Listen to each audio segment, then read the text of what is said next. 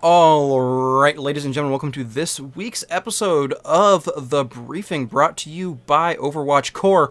My name is MTarget, joined as always by Redmage. Redmage, how you doing?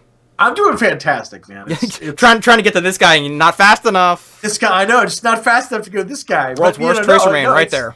Yeah, this guy right there. No, it's pretty good. I mean, it's been a pretty action packed week for Overwatch and Blizzard as a whole. You know, we had, of course, we talked about in the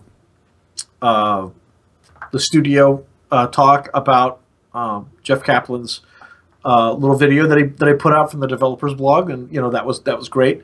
But this week it's a little light in Overwatch news. I mean, well, it is and it isn't. It's a lot of it is and it isn't. I mean, people are mad that they're not in. Okay, it's not exactly new. Overwatch is changed directions a little bit in terms of what the testing actually is. For those of you who maybe don't want to tune into our hour-long clown fiesta of ranting and raging, although you do get to meet Bender, adorable Russian blue.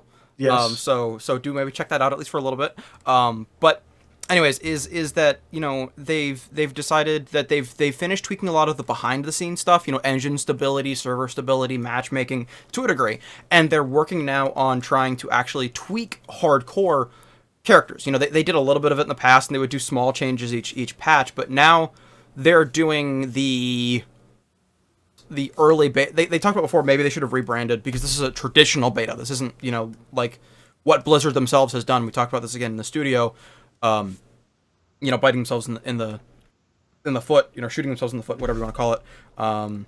Mixing metaphors here with you know, branding betas as, you know, almost like up to release, you know, expansions for server testing, when in reality this has been more of an old school beta where you're actually testing things and fixing and tweaking and trying to find direction for the game. And that's what they're doing here. I mean, massive sweeping changes across the board. You know, they've said that, you know, you can expect to see hot fixes every 48 to 72 hours sometimes.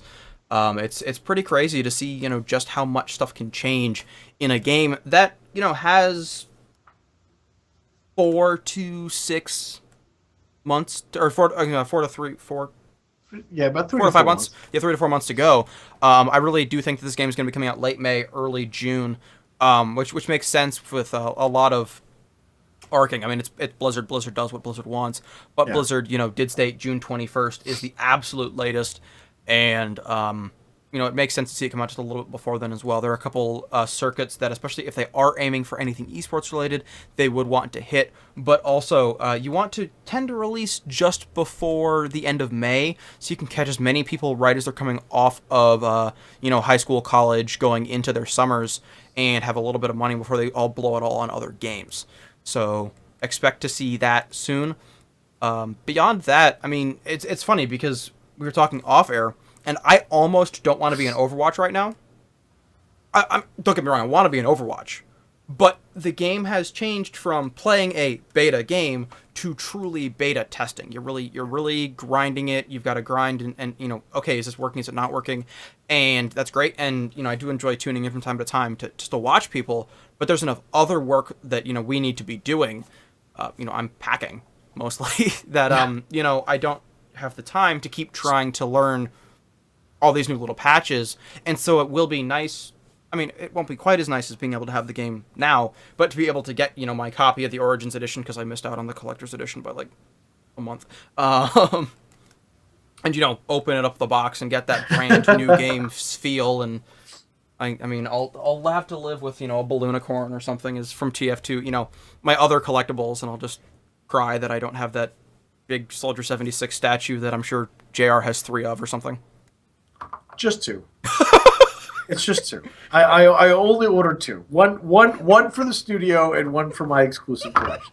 That's just it. But all one love for the Overwatch. But yeah, no, you're right, because like right now there's a lot of other stuff going on in the MOBA universe, and so games in general. I mean, I mean, wasn't moving. I'd be buying The Division.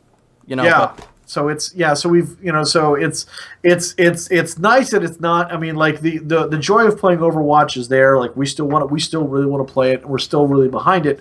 But with our focuses kind of being pulled in a couple of different directions right now, I think it's good that we're not in it, because then that would force us to 100% focus on it. Learn all the little finesses. Help Blizzard out with the beta testing and things like that. So, in a way, from our personal responsibilities as testers, we kind of got off easy, because Yeah. we'll probably get in it at the last little bit when basically everything is done and we're just major bug fixes. But still, that childlike joy of playing the game will be there, and it'll be fantastic. And of course, we're going to be able to play it on all three systems. We're gonna be able to give you a good feel on which system you should buy it for: PC. PS4, PC, I'm just Xbox gonna One. say how it is. So yeah, so I mean, Blizzard is putting a lot of focus on the PC version, which they should, because let's face it, the PC is kind of their bread and butter. And the consoles, as good as they are, sometimes they're just a little bit more difficult to kind of play with. So, uh, but it's going to be great. So hopefully we'll be able to get Yep. some more information as the weeks go on. Again, this is our weekly podcast about Overwatch. So what we don't bring you this week could probably come up next week, or if something dramatic happens, we'll always put out like a special edition, no figure included, just so that you have the information that you need. But that being said, yeah, it's a pretty light week. Again, you can sign up for the beta. You can go over to playoverwatch.com and check it out over there. Don't forget to follow us at Overwatch Corp, CORPS, for Right below Tracer's feet. yep, right below Tracer Feet. And then of course you can follow myself at Redmage GR or at MTarget Production or Product. Product. I keep saying production, MTarget Product, on Twitter, and that way you get our personal views on different things that are going on, not just for Overwatch, but for all the games that he and I play. But more importantly than that, the Ghost Network Studios is up and running, and Target will soon be here live in person, and so you'll be able to get a lot more of our take on things pretty instantaneously as we stream Overwatch and some other things when we have a chance to play it. So that way, we hope that you'll come to kind of watch us for not just the hilarity, but also to kind of answer your questions. Speaking of which, if you have any questions you want us to answer about Overwatch, feel free to put them below in the comments as you hit the subscribe button for the YouTubes. Yep, so thank you all very much for tuning in. We do appreciate it. We will see you all next week with as much or as little information as there is. We won't be, going into again, major patch changes, as we just said, unless it's something huge. We're just going to kind of let it slide for a little bit. They said they're going to try and figure it out. We're going to trust in Blizzard and hang on. So thank you all very much, and we will see you all on the other side.